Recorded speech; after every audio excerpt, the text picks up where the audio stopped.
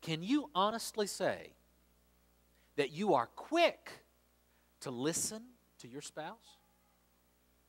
Are you quick to listen? Are you eager to listen? Perhaps you're thinking something like, oh, I'll listen all right. I hear what they say. But understanding where they're coming from, now that's an entirely different matter. Truly listening to someone involves more than just hearing their words. Truly listening involves a willingness to take the time to clarify what he or she does or does not mean. Now, how do you do that? How can you determine what it is they really mean?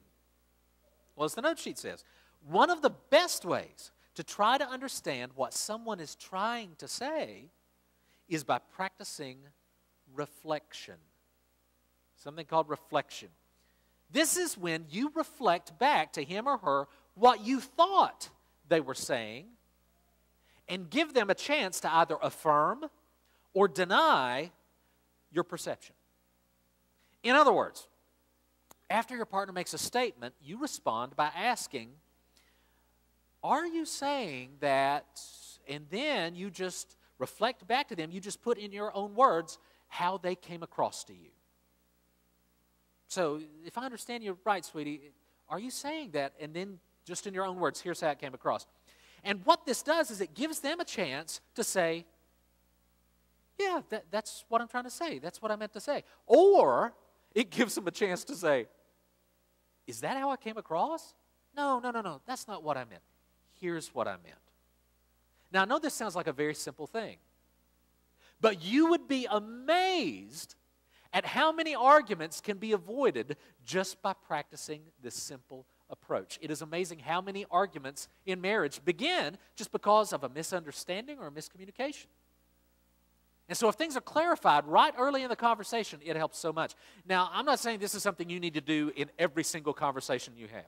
Honey, are you saying, would I rather have eggs and bacon? Or, you don't have to do it and everything. What I'm saying is, if you're in a conversation dealing with something that you consider important or substantive, or if you're in a conversation where you realize this is a conversation that could go in the direction of a disagreement, then this is a good time to practice this. Okay, sweetie, I just want to make sure I'm listening. Make sure I'm hearing you. Are you saying that? And then here's how it came across to me. James 1:19 says that we should be quick to listen. And then what? Slow to speak. Are you slow to speak? Are you slow to jump to conclusions?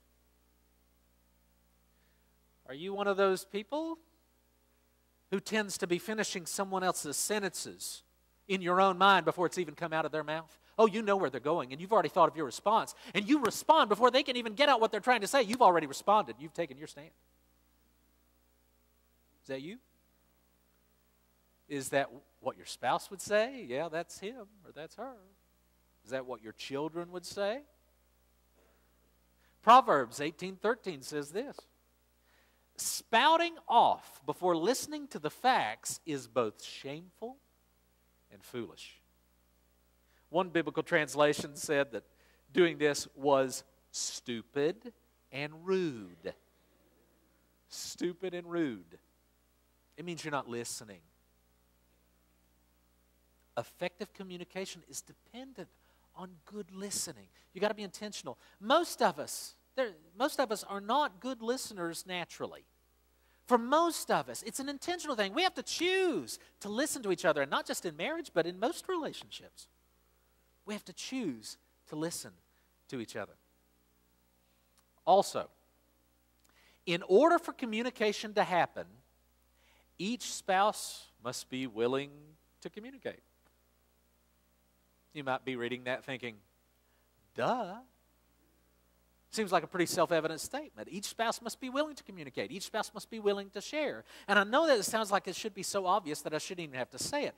But the truth is that many spouses aren't willing to open up and share their deepest thoughts and feelings with their partner.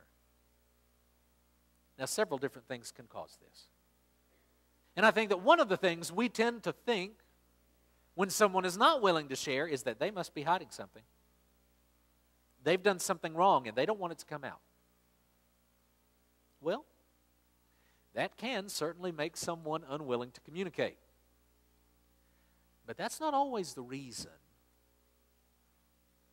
One of the main reasons people don't communicate has to do with this truth.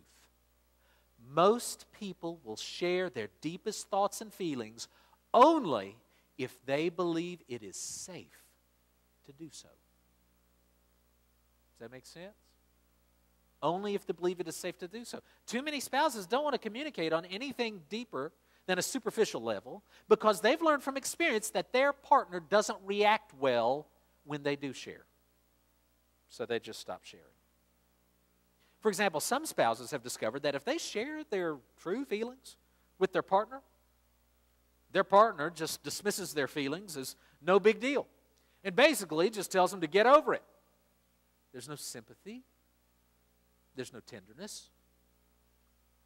Or their partner pretty much just ignores them. It seems like what they tell them just goes in one ear and out the other. Their partner doesn't seem to really care about how they feel. So why bother? Why even share? Or their partner tends to get defensive or angry or accusing if what they're sharing with him or her is unpleasant or unflattering. They can't take it. They get in fight mode every time something is brought up that needs to be worked out. And so they just stop sharing. Or their partner repays their honesty and openness with a more quiet form of anger, expressed through cold shoulders, or maybe through guilt trips. Their partner basically punishes their spouse for being honest with them. Think about that. And I know you may not think in these terms, oh, I'm punishing them, but think about that. They're being punished for being honest. As you think about your relationship, let me ask you this. Is your relationship a safe place for truth? Is your relationship a safe place for truth? Do the way you respond in your words, actions, and attitudes, do you punish your spouse for telling you the truth? If you are, you can count on it eventually. They're just going to stop. They're not going to open up anymore. The oneness and intimacy of your marriage is dependent on your ability to be honest and vulnerable with each other. You'll never share oneness. You'll never have this level of intimacy unless you're able to be real, unless you're able to open up. Sometime soon, if you're brave enough, perhaps you might consider asking your spouse this.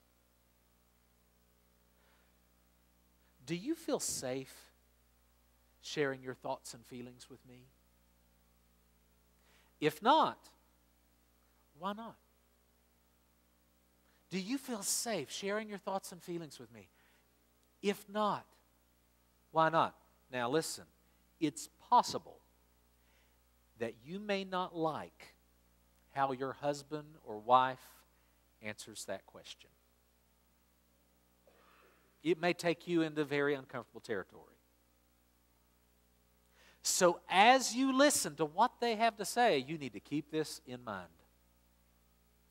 James 1:19.